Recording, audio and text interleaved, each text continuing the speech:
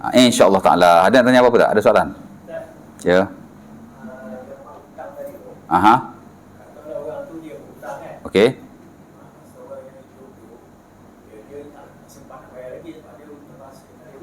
Okey. Aha. Kena cari ya. Okey. Nah, ni banyak kes. Tempat lain pun ada tanya saya. Mak dia dulu pernah jual tanah kepada Fulan bin si Fulan. Dan si Fulan bin si Fulan pun tu dah balik Indonesia. Ya.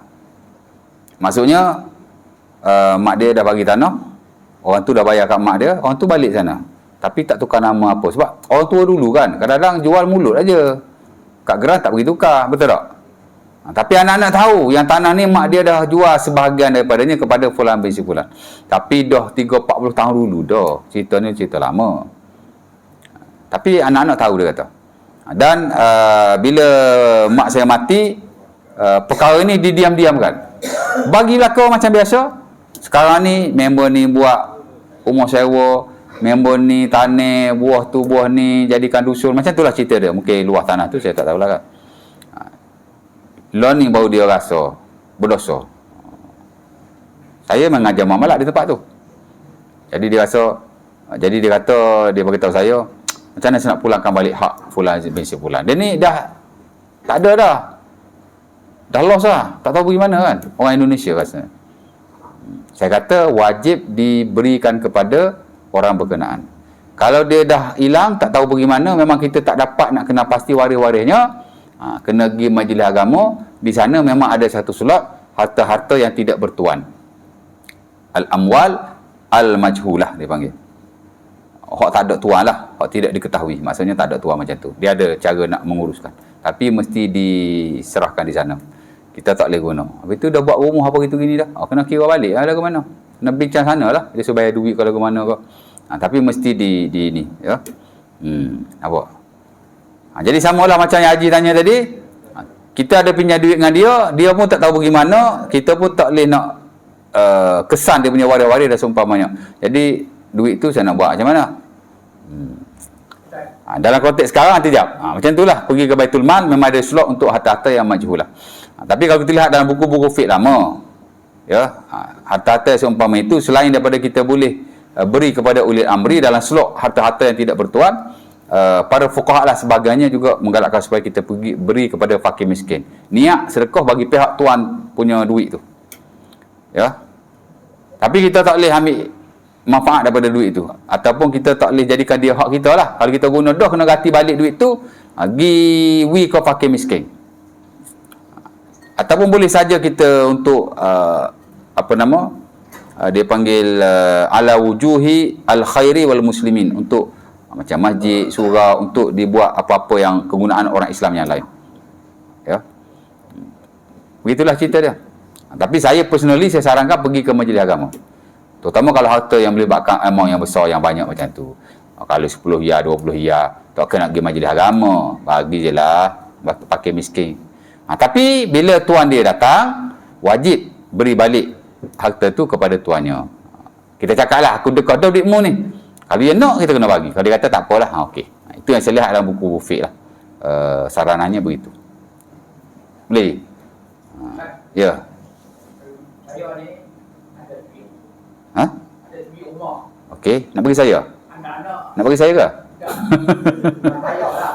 Okey. Anak semua ada rumah. Alright. Rumah tu. Saya dah bisa dah saya cakap dengan dia orang. Rumah tu. Okey. Saya akan jual lah. Okey.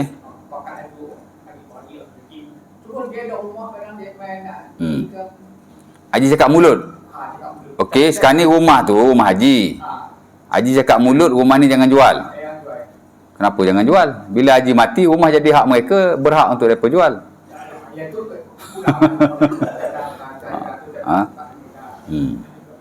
Okey, dia begini. Harta kita, masa kita hidup, kita punya. Betul tak? Kita bolehlah hibah kepada sesiapa, sedekah kepada sesiapa, infak kat mana-mana, atau beri kepada sesiapa individu dan seumpamanya. Pasal hak kita.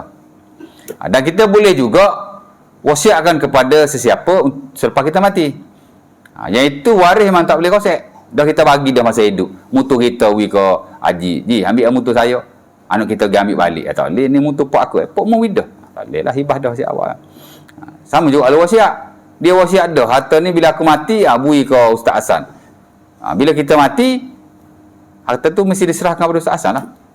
Dokumented tak dokumented itu nombor 2. Syarak dia tak kira dokumentasi ke tak dokumentasi ke. Tapi dalam konteks hari ni memang dia nak hitam putih lah. Lebih strong kan. Nanti dia akan dipetikai kan. Tapi nak cerita mesti diserahkan. Ya. Bila kita mati tuan, harta tu bukan milik kita lagi. Dia milik anak-anak tu.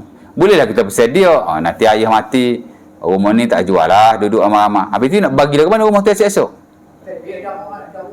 Betul. Sekarang ni bila Haji mati, Haji kata lagu ni. Haji kata bila Haji mati, rumah ni yang jual lah. Cerita dia rumah tu sekarang ni status dia apa lepas Haji mati? Dia mesti dibahagi secara faraid. Betul tak?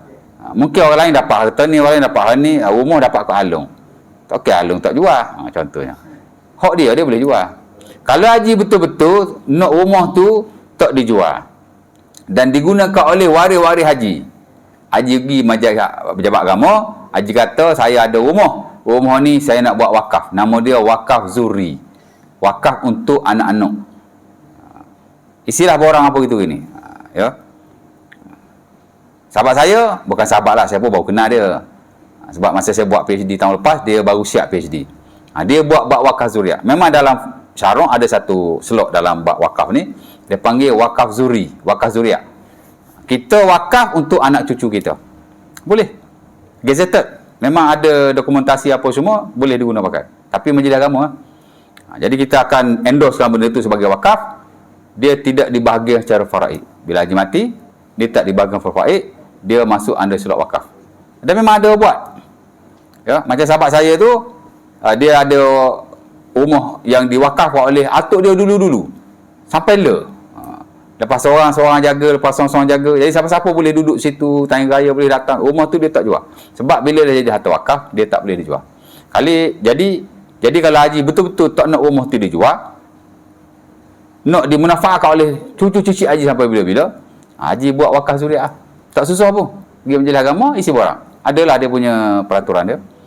Tapi kalau Haji pesan mulut gitu, siapkan anak-anak pula. Takut dia rasa dosa pula. Pok tak boleh jual, aku jual. Ataupun dah tahan rumah tu bila kita mati, ya difaraidkan. Bila difaraid, boleh ke Alung. Bila Alung jual, Alung pula marah. Apa mau jual rumah tu? Bukan ayah bersedah, kita jangan jual. Jadi masalah tu. Kita jangan pesan-pesan begitu. Kalau ayah mati jangan jual, ayah mati jangan jual. Saya personally tak suka kita buat begitu. Kerana harta tu bukan harta kita lagi after kita mati. Dia harta waris. Dia berhak buat apa saja. Ya. Nanti akan timbul masalah di kemudian hari. Kalau betul-betul kita nak supaya ia tidak dijual, digunakan untuk anak cucu kita, jadikan dia wakaf. Wakaf zuriat namanya. Boleh. Jadi jangan pesan-pesan anak jangan jual gitu. Kesian kat dia. Nanti ada masalah nanti. Ya. Yalah.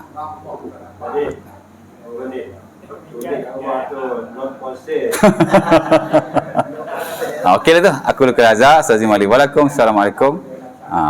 Yalah, Haji tanya je kan. Tak perlu kita buat macam tu kan. Sebab harta ni lepas dia settle hutang, lepas dia settle wasiat, apa-apa yang patutlah dia jadi harta waris. Jadi terpulanglah pada waris nak buat apa saja.